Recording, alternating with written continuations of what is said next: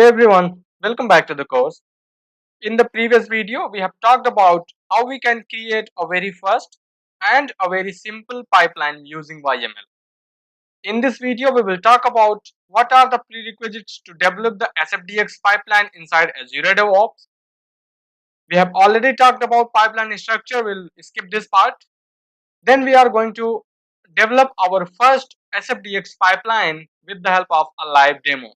So basically, this is the image that you see is a part of the demo that I have already implemented for this video so that we can walk through with the file and then we can see how it is going to work.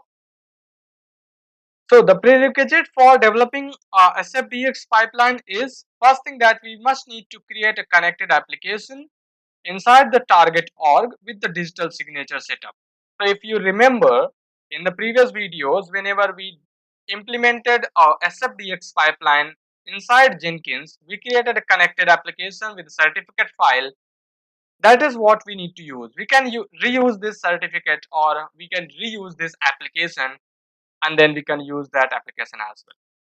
Then we must need a server.key file inside our Azure GitHub repo. The reason is that as we have seen, server.key file is going to play a very key role while authenticating Salesforce with GitHub.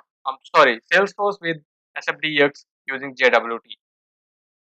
And then basic understanding of YML files. Again, this is something which is optional, but if you know the YML file structure, which is very good. If you don't, I have already given the structure of the pipeline. I'm going to provide you the repository link so that you can get that pipeline and you can easily develop the pipeline for yourself whenever you are practicing and watching this video. So let's quickly start how we can set up a SFDX pipeline using Azure DevOps.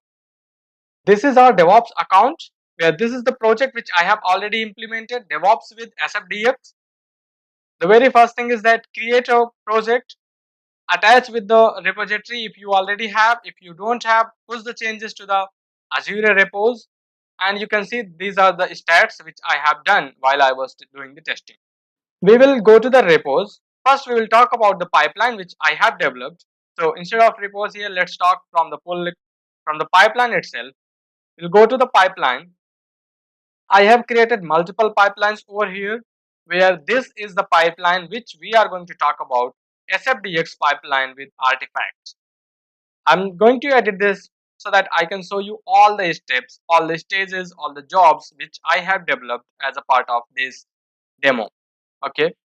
So we all know that trigger is something which is going to tell us which branch we wanted to trigger and which branch we wanted to include. Okay. So the trigger is the topmost keyword, and then we are telling us which branch we wanted to include and which branch we wanted to exclude. So if we make any changes, any of these formats or matching branches like master, release, instead of releases, say release, then feature, bug fix, hotfix. So if we are pushing any changes in these kind of branches, this release pipeline is going to run. This pipeline is going to execute. What files we need, what branches we are going to exclude is releases or release old, then feature hashtag working. So these are the few branches which we wanted to exclude. So if you make any changes into the branches, you can have those. Or we can also say that one more which is usually used by the developers is backup, and you can have kind of things. Okay, so if there is any branch like this, don't trigger the pipeline for those branches as well. You can also include some paths.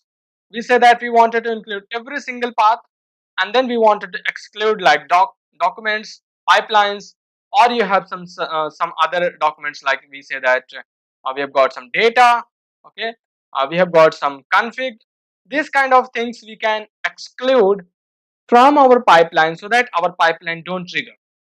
Then sometimes we wanted to execute our pipeline based on the pull request. So we have got this PR tag where we tell which branches we wanted to include and which not. This is again the similar kind of things which we have given over here.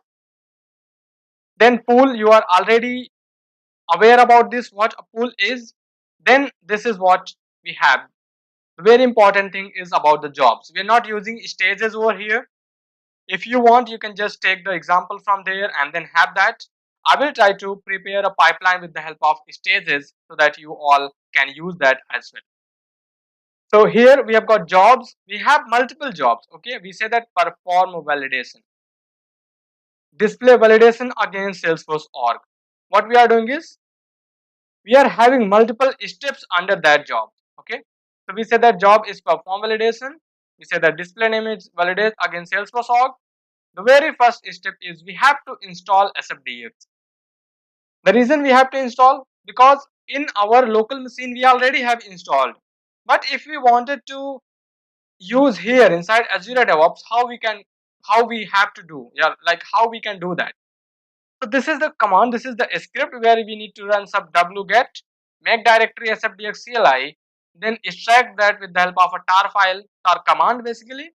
Display name for that step is install Salesforce SFDX CLI. This is the URL which I have got, so which is very important to provide the correct URL. If you provide any something else, you are going to get the error. Okay. So once we have installed this, then we are going to talk about one more script, which is saying that install Salesforce CLI scanner. So we also wanted to install the scanner for Apex classes, Visual Force pages, or Aura components. So this is the command, which is very simple, and these all commands we are getting from our SFDX CLI. Okay, excluding this, all these commands are there inside our SFDX commands. So if you search for SFDX commands, you will be able to see all the commands under this developer document, and you will be able to find every single thing, and you can have, even you can try to put your own command over here. I've tried to put some selective commands, but you can have multiple commands you can see here, and you can try to use those. Once we have installed the scanner, the next part is to authenticate with your Salesforce environment using JWT. Okay, so this is the command which we already have executed various times. So client ID, these are the variables like Salesforce developer org ID. Then we have got server key, which I have put inside my repositories. I am going to show you as well. Then this is the username. Then this is our instance URL, and this is the alias, which is saying that dev org. Once this is authorized, this is the display name basically saying that authorized, and then we have got another script which is saying deploy, sorry, not deploy, convert SFDX project to the source format. So if you remember, in the Apache development we have also used Apache deployment. We have also converted this, but in this script I have given you both the options. One is after converting, one is without converting.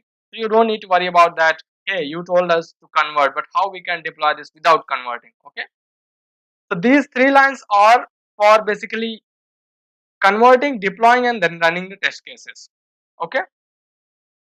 Then we have got again these are the commands here. Okay.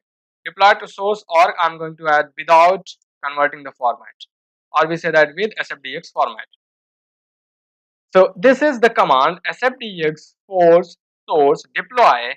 You can say it is going to validate from where we need to pick the classes which are all the components which we need to deploy. We have this path which is always force.app. If you have some other path, you can that as well. Test label is no test run. Target username is the alias which we have given at the time of authentication. Then we have first thing we validated. Then similarly we deployed, we just remove the check only. Then we run the Apex test cases. Okay. Then we did the security checks. These are basically for our sonar violations or PMD violations. So you can run the, that is why we have run the scanner, installed the scanner inside our SFDX after our SFDX CLI.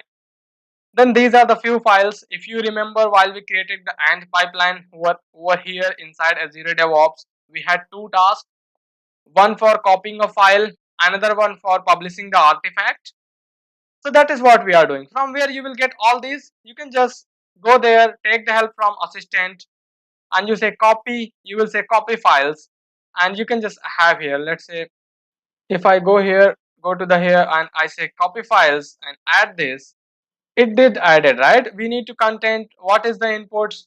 So if you go to settings, you will be able to have the source folder. So source folder will always be your working directory, and then target folder is going to be build.artifacts building directory, so staging directory basically. So that is what we have given, so that we can use these inside our release pipelines. Okay, so this is a very basic, I'll say that it is kind of having everything. If you want to have, you can have your uh, create scratch things, you can deploy, you can have the import the data that we did in the previous videos while using and then if you remember, we have used few variables over here. So we have to create the variables under variable sections. I have created the variables, provided the values. Okay, you can just click on plus icon, provide the value. If it is a secret, you can have keep secret. If you want the user to provide at the time of pipeline running, you can have that, and then click on OK, and then go ahead and click on save. And then again, you need to just go ahead and save the pipeline. Okay, now we have saved the pipeline. If you go to the pipeline, we will see this pipeline is running. These are the two pipelines which are basically having a trigger on the main branch. That is why these two pipelines are running, but our main pipeline is not running. The reason is our main pipeline is inside. Okay, let me show you first. So our main pipeline is basically inside this pipeline. You see Azure pipeline, this is our main pipeline. That is why it's not triggering. We have excluded this path from the triggers. You see here, there is, yeah, this one. So that is why it's not working. Now to run it, we can just go ahead, open this SFDX, okay, and then we can just go ahead and run the pipeline. It will show you the variables, which branch you wanted to have. You can have, suppose that you wanted to have the developer, you can use developer branch. You can have these variables. Go ahead and run these okay. So you run here, you will see that these are all the uh, jobs that you have. And these are all dependents on each other. If you see here, this is grayed out, this is not going to run until this job is going to run. The reason is there is one keyword which we have given for all the jobs is depends on. Okay, this is the name of your job where you are going to what is the dependency basically. So if you go to the first job, okay, let me here, yeah, this is your first job for form validation, and that is our second job is depending on. So that is why these jobs are grayed out. Now you see here it is installing the SFDX. If you wanted to see the outcome, you will be able to see this is done. Okay, yeah, here we are. Now install SFDX CLI scanner. The scanner is being installed, and we cannot like basically remove this or overcome this escape by using some caching. I have talked about with some of the Salesforce experts which are there in Salesforce. They said it doesn't take much time, so it's always easy to install SFDX every time you run a pipeline. Once this scanner is installed, you will just go to, it is going to authorize, then it is going to convert. So let's wait here for this. This scanner is done. You see here inside authorized. Okay, authorize is also done, convert is also done. Now it is going to perform the validation.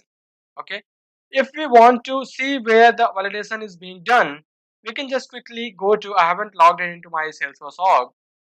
You can go to your Salesforce org, and then under the deployment status you will be able to see what are all the validation is happening there. Then it is going to deploy.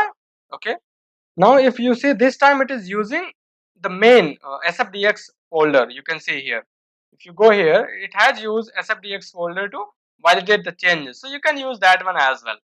So there is nothing like you only need to convert and then use that. Deployment is done. If you go to this, you can see 43 of 43 has been done, and you will see all these sources which has been deployed or not. Okay, these are all the sources. Now it is running the test cases against your Salesforce environment, basically our sandbox environment after the deployment. So even if there are errors, it is not going to affect. So if you can see here, the job is completed. Now copy files is running. So if we go to scan for security exceptions, you will see no PMD rule violations found. So if there are any PMD rule violations, you will get the error.